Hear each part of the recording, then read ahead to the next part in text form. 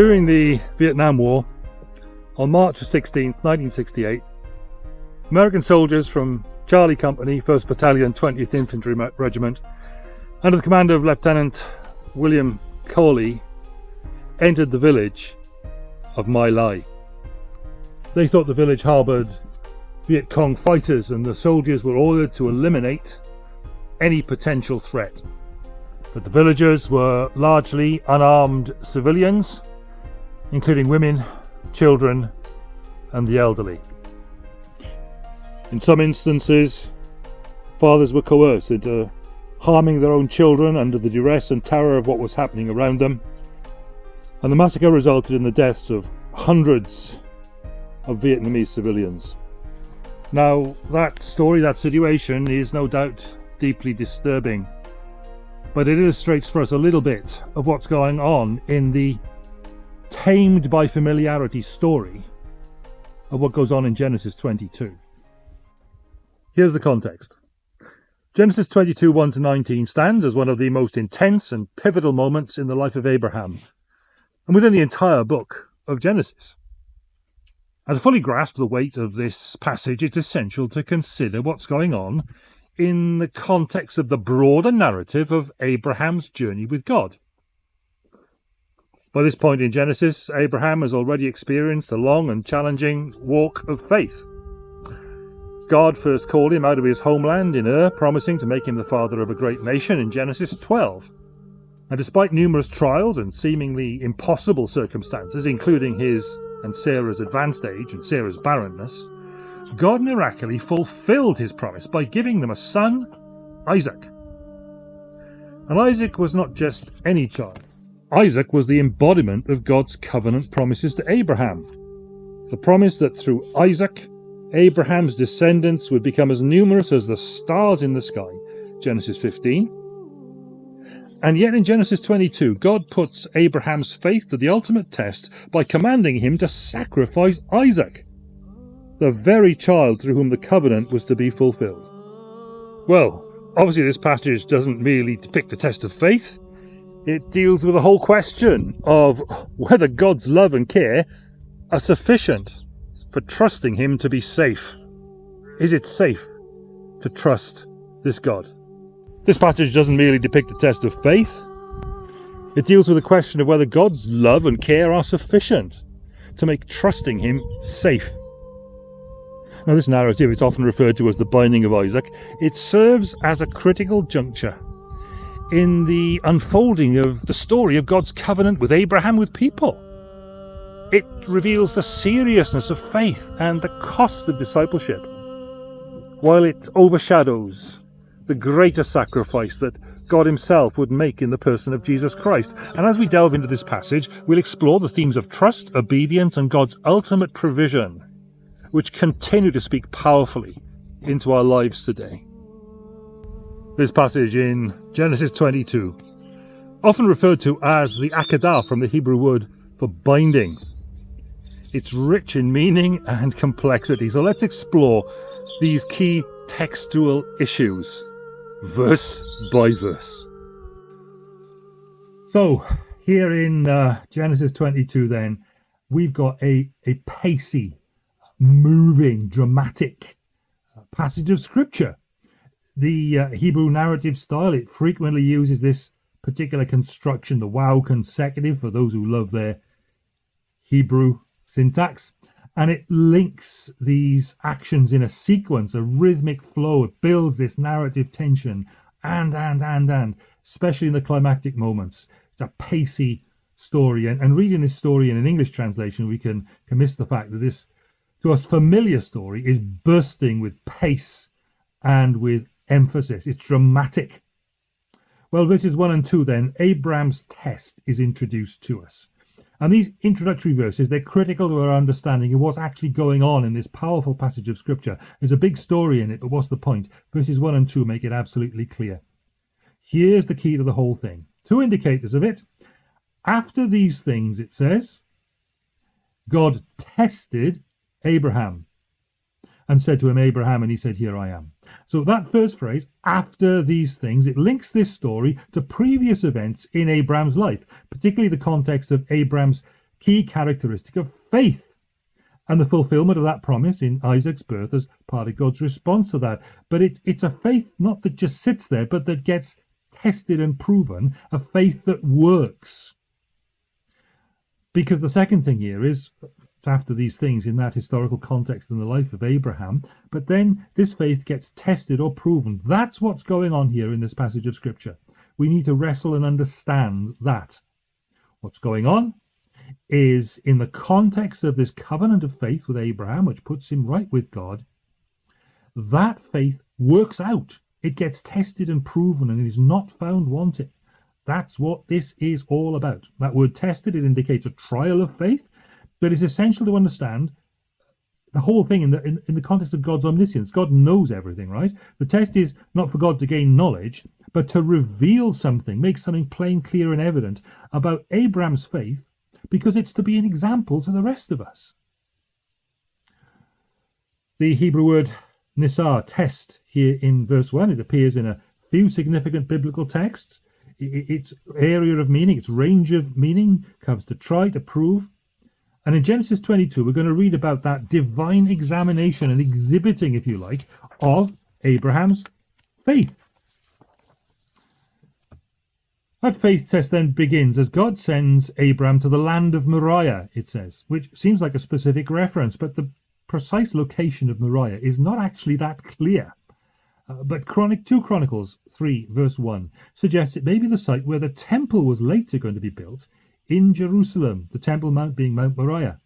And that association with the site of the Jerusalem temple is interesting because of what comes next. God speaks to Abraham. He says, "Take your son, your only son Isaac, whom you love, and go to the land of Moriah and offer him there as a burnt offering on one of the mountains which I shall tell you." And the use of that verb then, describing what Abraham must do when he gets to Moriah, is to offer up, Allah, it says. That root often refers to ascent or elevation, but in sacrificial contexts, it means to offer up as a burnt offering. And the use of this term then emphasizes the complete devotion and surrender required in a burnt offering, because making a whole burnt offering signified the complete surrender of the worshipper and complete acceptance by God. And this was a huge ask. The demand for a human sacrifice was radical enough, and it may have seemed to Abraham quite out of character for God. Abraham's going to have to obey without fully understanding what God's about. And the whole surrender aspect of it just leaps off the page as the literature, if you like, works its way through, as the repetition of your son, your only son, whom you love, comes up. And that repetition really powerfully emphasizes the depth of Abraham's attachment then to Isaac, making the command even more striking. Now, of course, the description, only son for Isaac, raises an issue, because Ishmael, Abraham's son with Hagar, is still alive. But Isaac is being referred to as the only son due to his unique role in the covenant. He is the covenant son. It was through Isaac, not through Ishmael, through whom Abraham's descendants would be numbered. It's worth noticing at this point the imperative verbs throughout this passage, the command verbs, take, go, offer, they drive the narrative forward. They create a sense of urgency and command. And these imperatives reveal the direct and authoritative nature of God's communication with Abraham, the directness and clarity of what Abraham's covenant God, his great king, was requiring of Abraham as his loyal subject. And having raised in the opening verse this whole thing of, after all these things, after the covenant was made, after God comes into that role as Abraham's suzerain, and Abraham comes into that role as his loyal subject. Well, there's the thing. The great king is requiring this of his loyal subject as an indication of his loyalty, not in theory, but in action. We tend not to see that as we read it through in English, and the trouble for us is that we tend to see God's demands here as unreasonable. But in that Old Testament context, the demands were challenging. But it would be harder in that cultural context to see the demand as unreasonable. You were supposed to be this really loyal to your patron. And so the eyeballs in that day would be definitely on Abraham to see where the edges of his faithful allegiance to his divine patron actually lies. Well, the narrative is far from slow in moving forward, and in verses 3 to 5, Abraham sets out on his journey. He's told to go, and in verses 3 to 5, he goes. It's all pretty stark here. Let's just read verses 3 to 5. So Abraham rose early in the morning, saddled his donkey, took 2 of his young men with him and his son Isaac, and he cut the wood for the burnt offering, and arose and went to the place of which God had told him. Very clear, very stark. Isaac, wood, fire. Stark stuff. And look at this. Abraham obeys immediately. The text records no internal struggle or dialogue, no wavering, just action. Those actions, specific actions, rose early, saddled the donkey. It kind of emphasizes the deliberateness of Abraham's obedience. The absence of any agonizing or hesitation really points up the chapter's focus on Abraham's trust in God. It is striking faith. But it also makes you wonder, doesn't it, about the emotional and the psychological issues in the background that the text is silent about. Abraham just heard what God said. It was God who was speaking. He was more trustworthy to Abraham's way of thinking than Abraham was himself, so there was no issue. Abraham just packed up, got up, and pressed on. There's no extraneous detail here about him debating around the issue. There's no extraneous detail here about the journey. He got up and he went. And then we're told, on the 3rd day, Abraham lifted up his eyes and saw the place from afar. We've arrived. But hold up a minute. The 3rd day? The 3rd day is significant in biblical literature, often associated with critical moments of revelation or action. And this time reference builds suspense, but it also invites typological interpretations, of which there have been many over the course of Christian history, especially in Christian readings where the 3rd day is symbolic of resurrection. Well, before we rush on, the phrase lifted up his eyes, that often signals also a significant moment of realization or divine encounter in Scripture. On the 3rd day, he lifted up his eyes. Something big is coming down the pipe, we're being told. And then Abraham said to his young men, "Stay here with the donkey. I and the boy will go over there and worship and come again to you." There's an issue here. Abraham's statement, "We'll worship and then we'll come back." You could see that as either a downright deception that will be hard to recover from later, because the thing is that Isaac might well not be coming back, or a statement of faith suggesting his belief that both he, Abraham, and Isaac will return. Now, of course, it's impossible to know what Abraham was thinking when he said, "We will return to you." The internal psychology of the main actors in this is just not explored at all. But when Abraham went, he knew that he was to sacrifice Isaac, and that God intended to fulfill his earlier promise through Isaac to make a great nation from Abraham through Isaac his son and subsequent offspring. How we reconcile those facts is not clear in the text. Not clear at all. Not clear until you get to Hebrews 11, verses 17 to 19, which suggests that Abraham believed God could restore Isaac to him through resurrection. And you just hear the bell, the 3-day bell, ringing in your ears again, don't you? Hebrews 11 says, "By faith Abraham, when God tested him, offered Isaac as a sacrifice.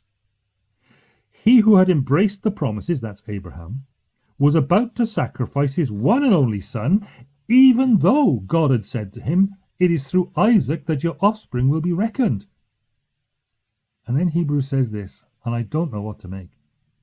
"Abraham reasoned that God could even raise the dead. And so, in a manner of speaking, he did receive Isaac back from death."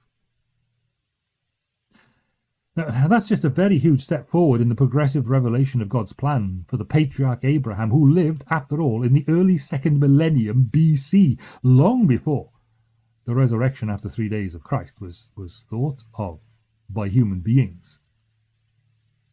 So what did Abraham tell the other guys he was going off to do? He did not say, I'm going over there to slaughter my son like a sacrificial beast. He said they were walking off to worship. And that word worship, shachar, is significant. It reflects a total submission to God, not just in ritual, but in the willingness to obey his command. And that's the real point in these verses. God was doing this to test or to prove Abraham. And this was the outcome. They're going off. Well, we now get to see the extent of Abraham's total faithful submission to God in the horrifying detail of verses 6 to 10. Because next we see, in the next section, we see Abraham setting up the sacrifice.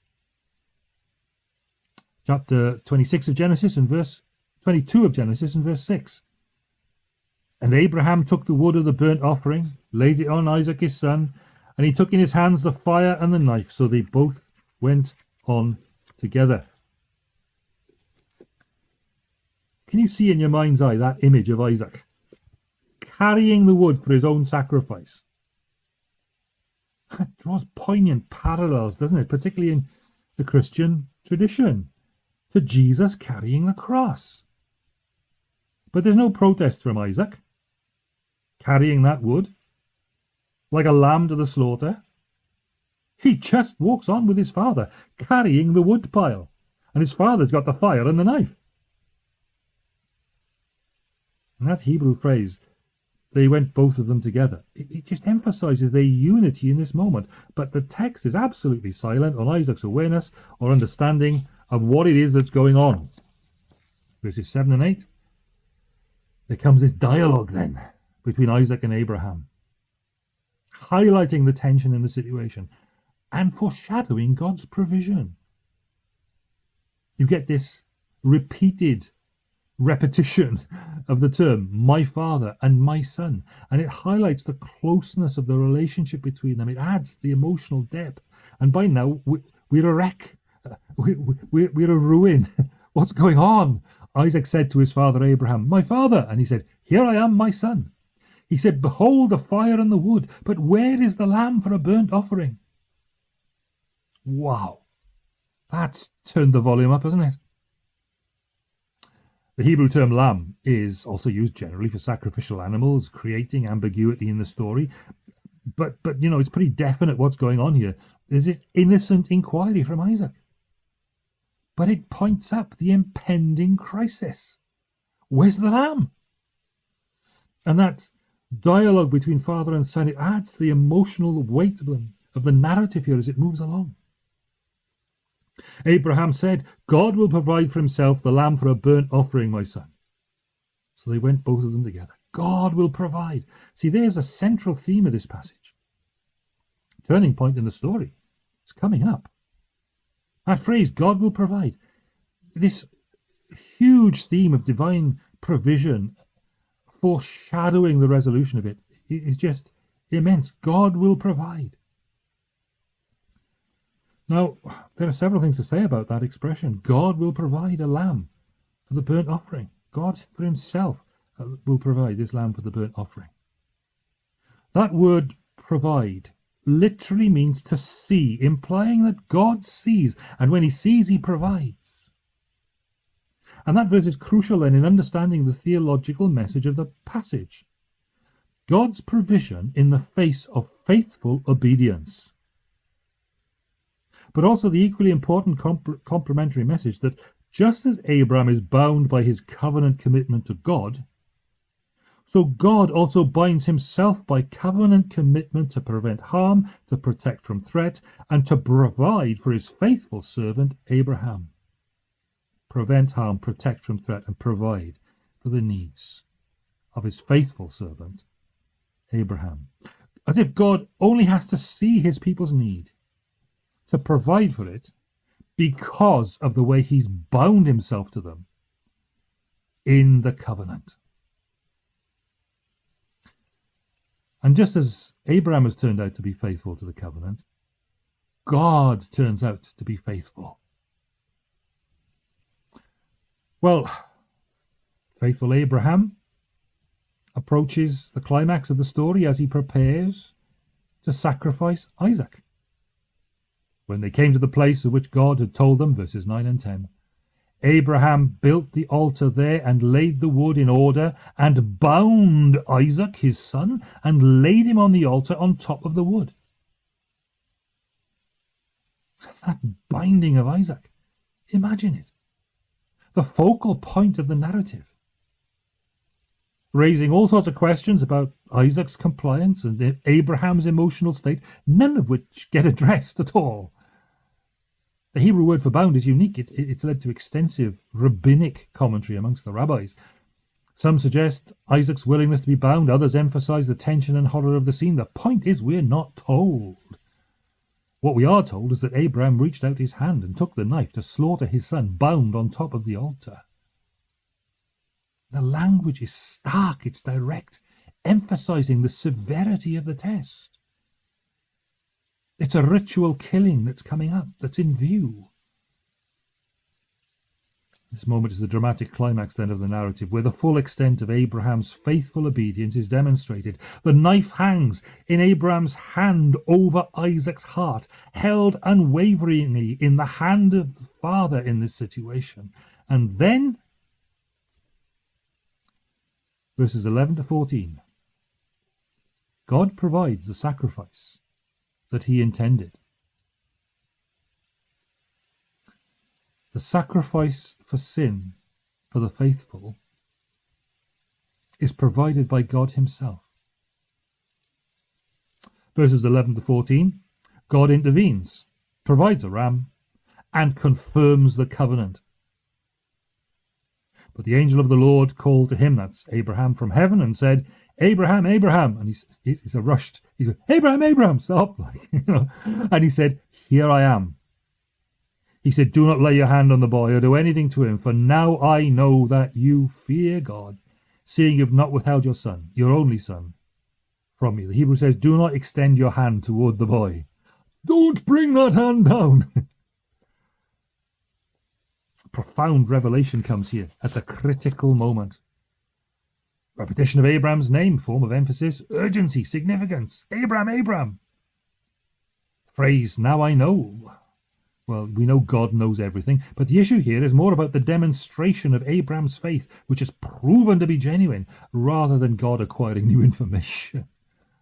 I know, he says, that you fear God. That's what God knows. When he sees faith, often translated as fear, this word also conveys respect and reverence or awe for the covenant king, particularly in relationship to God. And in this context, it demonstrates Abraham's deep reverence and obedience to God's command, taking God that seriously. Faith takes God that seriously. Saving faith does. There was the restraining command, don't bring that hand down. Now comes the resolution of the whole thing. Genesis 22:13, Abraham lifted up his eyes and looked, and behold, behind him was a ram caught in a thicket by his horns. And Abraham went, took the ram, offered it up as a burnt offering instead of his son.